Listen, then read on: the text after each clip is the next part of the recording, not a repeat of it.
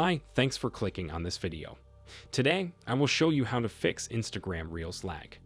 Make sure to subscribe to fix it for more tutorials. So the first step is to open the Instagram app on an iPhone or Android device.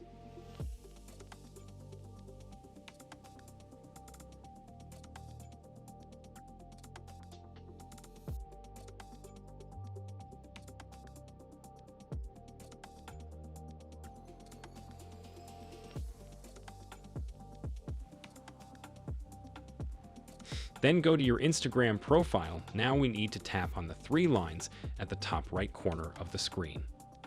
Open the Settings and Privacy option. When you do that, you need to scroll all the way down until you can see a Data, Usage, and Media Quality option. Now open that and you are going to see two different options if this used less.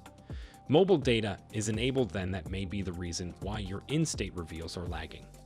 When you try to open and view them, this is an Instagram feature that allows your device to use less mobile data when you use the app, but it says here that it can have an effect on our